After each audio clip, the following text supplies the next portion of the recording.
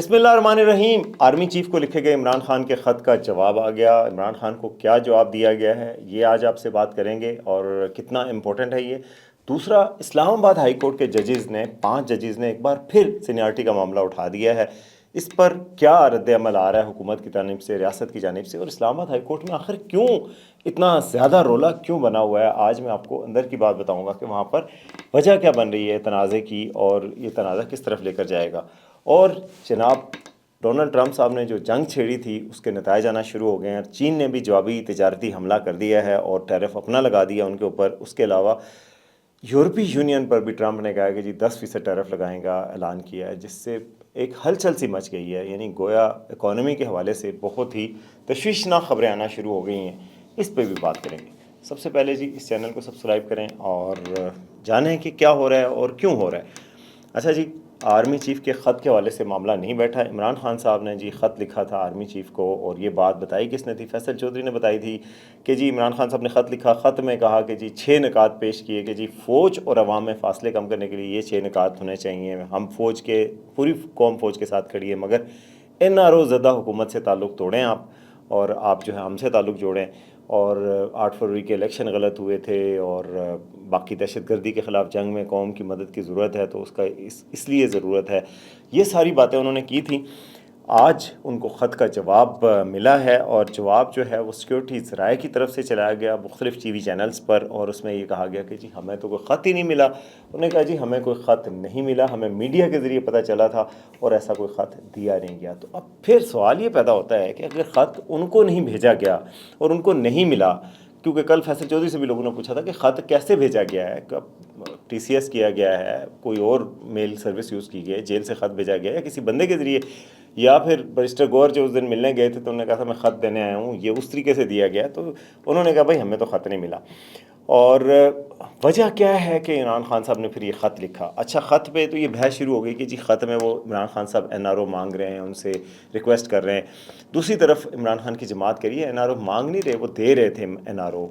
اچھا، بیرسٹر گوہر کہہ رہے ہیں کہ جی عمران خان صاحب کے خط کا جواب آئے گا تو ہم بڑے منتظر رہیں گے اور ہمیں اس کا جواب دیں گے اور ہمیں بڑی خوشی ہوگی، مگر خان صاحب کے خط کا جواب تو کوئی نہیں آ رہا، یہ ذرائع نے کہہ دی ہے، اور ذرائع کے مطابق کوئی خط کا اچھا جواب آنا بھی نہیں تھا، اور اس سائٹ سے کوئی ایسی قبولیت نہیں مل رہی، نہ کوئی اس طرح کی کوشش ہے۔ لیکن خان صاحب نے آخر خط کیوں لکھا؟ تو اس میں جو بڑی وجہ سامنے آ رہی ہے اور سمجھ آ رہی ہے کہ خان صاحب نے خط لکھا تھا ایک بیانیے کے حوالے سے۔ کئی دنوں سے عمران خان صاحب کے حوالے سے بات اتنی زیادہ شدت سے نہیں آ رہی تھی، کوئی ایسا معاملہ نہیں چل رہا تھا۔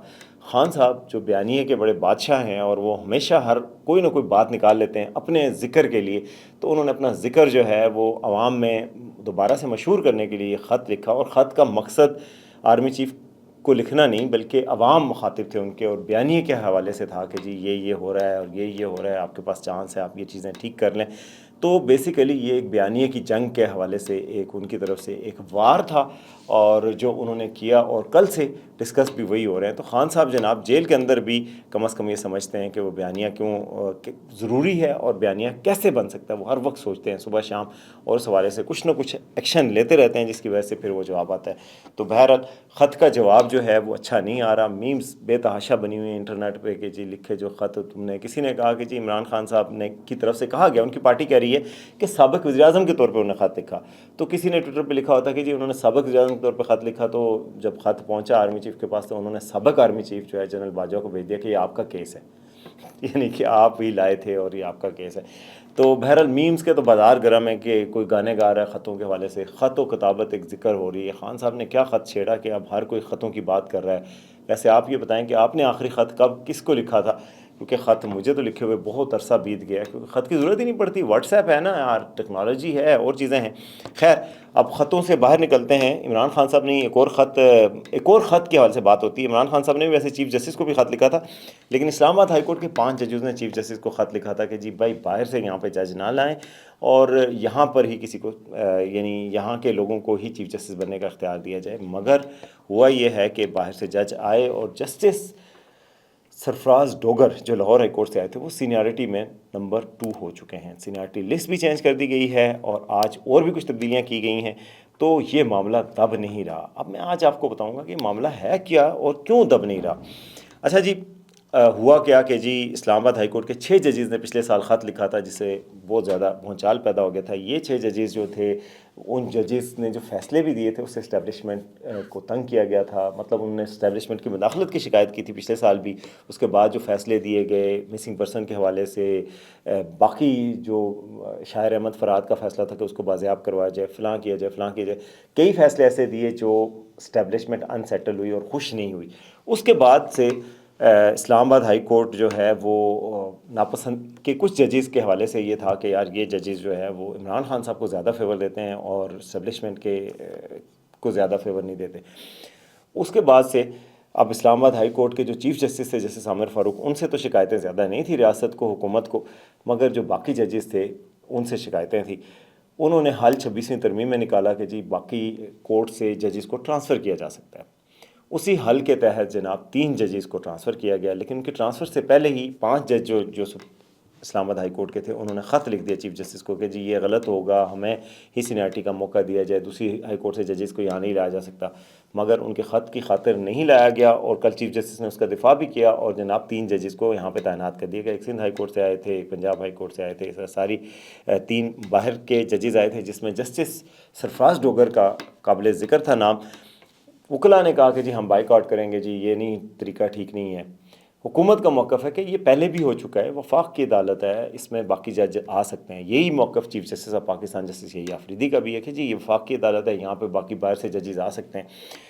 اور آج پھر ان 5 ججز نے یہ معاملہ اٹھایا ہے اور چیف جسٹس کو پریزنٹیشن بھی بھیجی ہے کہ جی جو یہاں پر ججز ہیں ان کی سینیارٹی الگ ہے، جو باہر سے کوئی یہاں پہ جج آئیں گے ان کو الگ سے اوتھ لینا پڑے گا، اور ان کی مدت ملازمت اس دن سے شروع ہوگی۔ وجہ کیا بنی کہ کل سے اب انتظامی طور پہ اقدامات شروع ہو چکے ہیں، اور جو جسٹس محسن اختر کیانی تھے، وہ 6 ججز میں سے شامل تھے جنہوں نے خط لکھا، 5 ججز میں شامل تھے جنہوں نے خط لکھا، ان کی سینیارٹی ان کی سینیارٹی کو نیچے کر دیا گیا، اور جسٹس جو ڈوگر صاحب ہیں جو لاہور سے آئے ہیں ان کو سینیارٹی میں نمبر 2 کر دیا گیا۔ آج ایک اور انتظامی تبدیلی کی گئی، اور جو انتظامی جج تھے احتساب عدالتوں کے اور ATC کے، وہ بھی محسن اختر کیانی کو ہٹا کر سرفراز ڈوگر صاحب کو بنا دیا گیا۔ تو اس سے جو باقی ججز ہیں وہ انسیٹلڈ ہیں۔ اچھا یہ سارا ہو کیوں رہا ہے، یہ بگر پکچر بھی آپ کو بتانی ہے نا۔ تو یہ ہو گیا، تو آج جو انہوں نے شکایت کی ہے اور پھر چیف جسٹس کو کہا کہ جی یہ غلط ہو رہا ہے اور ان کی سینیارٹی نہیں بنتی، یہ نئے سرے سے اوتھ لیں، اور نئے سرے سے جو اوتھ لیں گے تو ان کے جونیئر ہو جائیں گے، دوبارہ سے شروع ہوگا ان کا سفر۔ تو جواب آیا ہے حکومت کی طرف سے، یہ جواب آ رہا ہے کہ جی سینیارٹی نئے سرے سے کیوں شروع ہو، جبکہ وہ کوئی کورٹ مارشل نہیں ہو رہا، بلکہ وہ بھی ایک قسم کا ان کی ٹرانسفر ہو رہی ہے۔ تو جو وہاں پہ عرصہ گزار کے آئے ہیں، جو 10 سال اپنے گزار کے آئے ہوں، وہ اپنے 10 سال کیوں ضائع کریں؟ ایک تو یہ بات ہے۔ دوسرا 2009 اور 10 کی مثال دی جا رہی ہے کہ اس وقت بھی ججز باہر سے جج آئے تھے اور وہاں انہوں نے اوتھ لیا تھا اسلام آباد ہائی کورٹ میں آ کر، اور چیف جسٹس بنے تھے۔ تو اس لیے اس کی مثالیں بھی ماضی میں موجود ہیں۔ مگر یہ سب ہو کیوں رہا ہے، اس کے اوپر اگر غور کریں ہم، تو اس کی وجہ ایک نظر آتی ہے کہ اسلام آباد ہائی کورٹ میں ہی دنگل سجنے والا ہے۔ اسلام آباد ہائی کورٹ میں عمران خان صاحب کو جو سزا ہوئی ہے 190 ملین کیس میں، اس کی اپیل بھی اسلام آباد ہائی کورٹ میں آنی ہے۔ پھر چیف جسٹس اسلام آباد ہائی کورٹ ریٹائر ہو رہے ہیں، تو ان کو ایلیویٹ کیے جانے کا امکان ہے کہ سپریم کورٹ میں ان کو جج سپریم کورٹ کا بنا کر ایلیویٹ کیے جانے کا امکان ہے۔ تو اسلام آباد ہائی کورٹ کے نئے چیف جسٹس اگر کچھ تبدیلی نہ ہوتی تو جسٹس محسن اختر کیانی بنتے، جو کہ محسن اختر کیانی جو ہے ماضی میں ان کے فیصلوں سے ریاست اور حکومت تنگ رہے ہیں۔ اب جناب محسن اختر کیانی صاحب کو ہٹانے کے لیے اب یہ فیصلہ کیا گیا ہے کہ جسٹس سرفراز ڈوگر آ گئے ہیں، وہ سینئر ہیں، تو امکان یہ ظاہر کیا جا رہا ہے کہ ان کو چیف جسٹس بنایا جائے گا۔ دوسرا اسلام آباد ہائی کورٹ میں جو باقی ججز ہیں، وہاں پر بھی ایسے ججز بھی لائے گئے ہیں، مزید اپوائنٹمنٹس بھی کی گئی ہیں کہ عمران خان کی اپیل کا یہ نہ ہو کہ عمران خان کا صاحب کو کوئی ایکسٹرا آرڈنری فیور دے دی جائے یا کوئی فیور دے دی جائے، اس وجہ سے ہو رہا ہے۔ تو یہ سارا دنگل اسلام آباد ہائی کورٹ میں سج اس لیے رہا ہے، اور یہ آپ کو جو خبریں آ رہی ہیں اس کی وجہ یہی ہے۔ مگر آج یہ کافی نارمل روٹین ریٹرن ہو گئی تھی اسلام آباد ہائی کورٹ میں۔ کل تو وکلاء نے احتجاج کیا تھا، آج عدالتیں لگی ہیں اور باقی فیصلے بھی ہوئے ہیں، نوٹیفیکیشن بھی جاری ہوئے ہیں۔ اب دیکھتے ہیں آگے یہ اونٹ کس کروڑ بیٹھتا ہے۔ بہرحال ادھر نظر رکھنی ہے آپ نے اسلام آباد ہائی کورٹ سے، کیونکہ اگلی سیاست بھی یہاں ہو رہی ہے، پاکستان کی پالیٹکس کا بھی انحصار اس پہ ہوگا، اور عدلیہ کا انحصار بھی یہاں پہ ہوگا۔ اب آتے ہیں جی آج کی آخری خبر کی طرف، اور وہ ہے جی ڈونلڈ ٹرمپ صاحب کی حرکتیں، اور جس کی وجہ سے جی دنیا بھر میں بڑا ہلچل مچی ہوئی ہے۔ امریکہ میں کل میرے ایک صحافی دوست ہیں اسد حسن، انہوں نے ٹویٹ کی ہوئی تھی کہ جی جو $4 کے ٹماٹر کے مل رہے تھے انڈے، 1.5 درجن انڈے $4.5 کے مل رہے تھے 2-3 دن پہلے، اور اب $14 کے مل رہے ہیں۔ کچھ لوگوں نے کہا یہ ٹویٹ صحیح نہیں ہے اور یہ فیکٹس ٹھیک نہیں ہیں، ابھی بھی $5-6 کے مل جاتے ہیں، مگر بہرحال یہ بات ثابت ہوئی ہے کہ امریکہ میں مہنگائی کی ایک لہر آ گئی ہے جب سے ٹرمپ صاحب آئے ہیں، اور اب مزید جو انہوں نے کینیڈا اور میکسیکو کے حوالے سے ٹیرف امپوز کیا تھا 25%، اس پر مزید خدشہ جاری کیا جا رہا ہے کہ گاڑیاں، ایووکاڈو، ٹماٹر، ہر چیز مہنگی ہو جائے گی، اور وہ چیزیں مہنگی ہو رہی ہیں۔ اس کی دوسری وجہ یہ بھی ہے مہنگائی کی، امریکہ میں لہر کی، کہ جو انہوں نے امیگرینٹس کے خلاف کریک ڈاؤن شروع کر رکھا ہے، تو یہ چھوٹی گروسری کی دکانیں، چھوٹے موٹے کام یہ امیگرینٹس کرتے تھے، اب وہ چلے گئے ہیں تو مہنگائی اور بڑھ رہی ہے۔ تو ٹرمپ صاحب کی اس وجہ سے ریئیکشن دنیا بھر سے آنا شروع ہو گیا ہے۔ انہوں نے آج یہ بھی کہیں کہا ہے کل کہ 10% امکان ہے جی، وہاں اخبارات وہاں کے نیو یارک ٹائمز وغیرہ کہہ رہے ہیں کہ 10% EU پہ بھی ٹیرف لگایا جائے گا، جو EU یعنی یورپی یونین ہے وہاں سے جتنی بھی چیزیں آ رہی ہیں ان پہ بھی لگایا جائے گا، تو وہاں سے بھی جوابی رد عمل آئے گا، اور امریکہ کی مصنوعات پہ بھی لگے گا۔ آج چین نے یہ اعلان کیا کہ امریکہ کی مصنوعات پہ بھی ایکسٹرا ٹیرف لگائیں گے، گوگل وغیرہ کو چین ٹارگٹ کر رہا ہے۔ تو گویا ایک فل فلیج عالمی جنگ چھڑ گئی ہے، تجارتی جنگ، اور اس میں اب ہر کسی کو نقصان ہوگا۔ ونر کون ہو سکتا ہے اس میں؟ ایسی کوئی بات نہیں ہے، ونر کوئی نظر نہیں آ رہا بظاہر، اور ایک تجارتی جنگ چھڑ چکی ہے، اور امریکہ کو بھی بڑا نقصان ہو رہا ہے۔ اس وقت امریکہ کے عوام بھی سفر کر رہے ہیں، وہاں پہ چیزیں بھی مہنگی ہو رہی ہیں۔ پاکستان کے لیے جیسا کل میں نے آپ کو کہا تھا کہ ایک اپرچونٹی اس میں نکلی ہے کہ بھائی پاکستان اپنی ایکسپورٹس بڑھا لے، چیزیں یہاں پہ اچھی کوالٹی کی بنائی جائیں اور وہاں پہ ایکسپورٹ کی جائیں، تو وہاں پہ ایک موقع ہے، کیونکہ وہاں ٹیرف پاکستانی چیزوں پہ نہیں ہے فی الحال، اور پاکستانی کے ساتھ کوئی امریکہ کی ٹریڈ وار بھی نہیں ہے۔